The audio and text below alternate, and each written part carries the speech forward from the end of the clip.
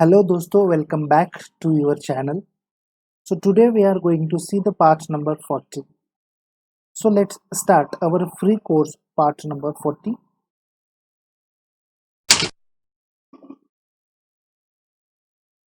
The question is your 196 number question. Which ratio are important in behalf of management? In a simple language, management के लिए मतलब management of the committees के लिए कौन से ratios important होते हैं एग्जैक्टली 196 नंबर वाला क्वेश्चन हमें क्या सवाल पूछ रहा है which ratios are important in behalf of management management के बिहाफ में कौन से ratios important management of the organisation has been interested in the following ratios management नीचे दिए गए हुए कुछ रेशियोज में बहुत इंटरेस्टेड रहती है तो चलिए देख लेते हैं कौन से रेशियोज होते हैं number a operating ratio number b return on capital employed ratio number c stock turnover ratio number d debtors turnover ratio and number e solvency ratio तो these are the ratios where to be management interested ये ratios में management क्यों interested रहती है आप हमें comment करके बताएं मैंने आपको यहाँ पर सिर्फ इतना बताने का कोशिश किया है कि important of in behalf of management so these are the ratios where management has been interested let's see the number next question 197 number question creditors shareholders employees and government are interested in this ratio which ratios are creditors जो हमारे company के होते हैं share holders जो हमारे company के होते हैं एम्प्लॉयज जो हमारे कंपनी के होते हैं और गवर्नमेंट जिसके थ्रू हम अपनी कंपनी को रन कर पाते हैं तो ऐसे ये चारों बंदे कौन से रेशियोज में कंपनी के बहुत ज़्यादा इंटरेस्टेड रहते हैं चलिए देख लेते हैं आंसर है following are some ratios where these peoples are interested कुछ रेशियो नीचे दिए गए हैं जहाँ पर ये पीपल्स इंटरेस्टेड होते हैं जी हाँ number A return on share holders fund number B capital gearing ratio number C dividend covered ratio number D yield rate ratio number E dividend rate ratio and etc. So these are the ratio where should be creditors, shareholders, employees and government are mostly interested.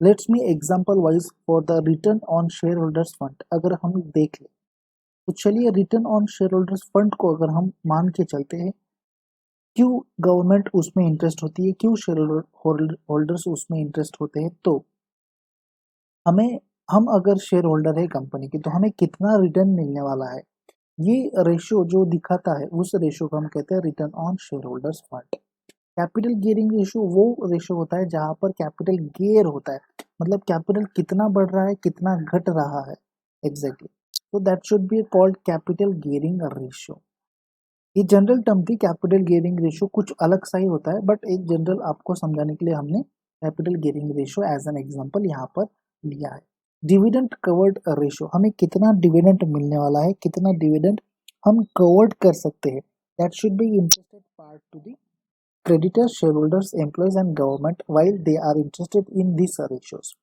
सो चलिए अभी next question के ऊपर move on करते हैं मैं आशा करता हूँ आपको ये क्वेश्चन समझ में आया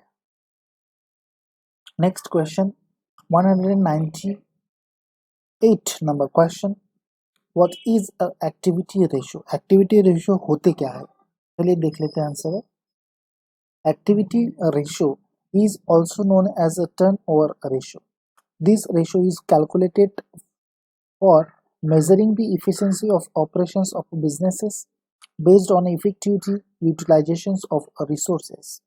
जी हाँ एक्टिविटी रेशियो वो रेशियो होते हैं जिनको हम टर्न ओवर रेशियो भी कहते हैं जी हाँ टर्न ओवर रेशियो मतलब हमारे बिजनेस में कितना टर्न ओवर हो रहा है कैसी एक्टिविटी हो रही है एक्टिविटी बढ़ रही है एक्टिविटी घट रही है टर्न ओवर बढ़ रहा है या टर्न ओवर घट रहा है that should be called this ratio is an activity ratio.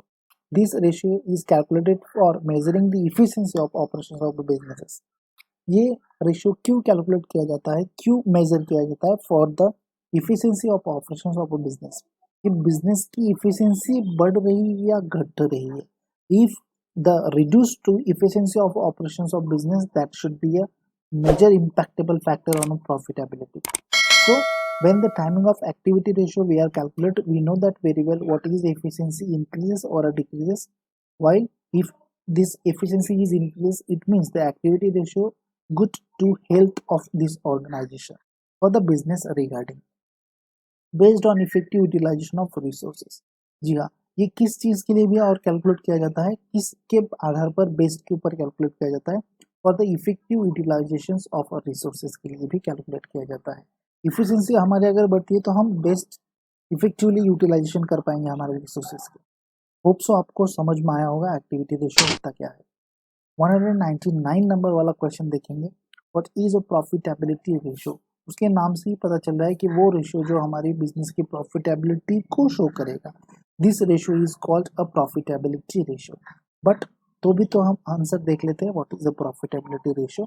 It refers to the analysis of profits in relation to sales और funds into the bracket or assets employed in the businesses, and the ratios calculated to meet this objective are known as a profitability ratio।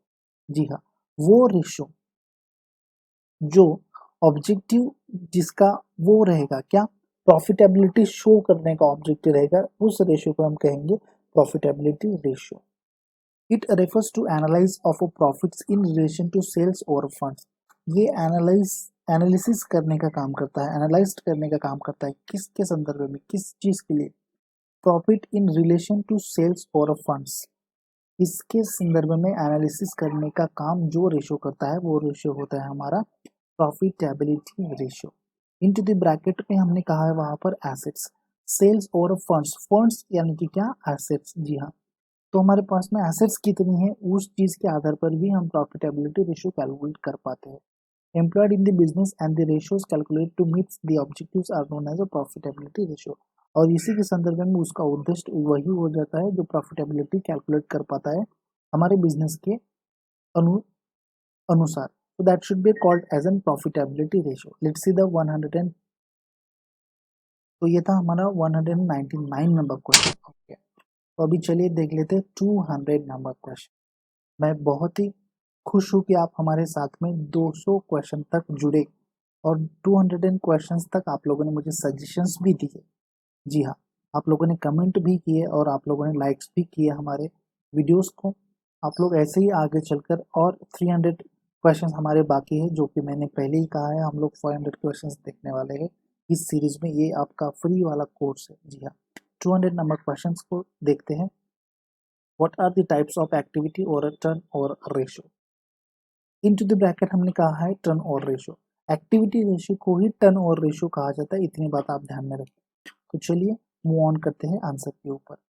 Stock turnover ratio, debtors receivable turn और ratio, creditors payable turnover ratio, investment net assets turnover ratio, fixed assets turnover ratio, and working capital turnover ratio. These are the types of activity turnover ratio. तो क्वेश्चन ही हमारा क्या पूछ रहा है, what are the types of activity ratios और what are the types of turnover ratios. जी हाँ, तो इसमें आ जाता है हमारा पहला तो क्या है, स्टॉक टर्नओवर रेशियो। स्टॉक को मेजर करना होगा, स्टॉक टर्नओवर रेशियो निकालना होगा, तो हमें टर्नओवर लेना ही लेना है। नेट क्रेडिट सेल्स हम लोग लेते हैं या नेट सेल्स हम लोग लेते हैं, आप हमें कमेंट करके बताएं, हम लोग नेट क्रेडिट सेल्स लेते हैं या नेट सेल्स लेते हैं for the calculating of stocks turnover ratio and other related turnover ratios.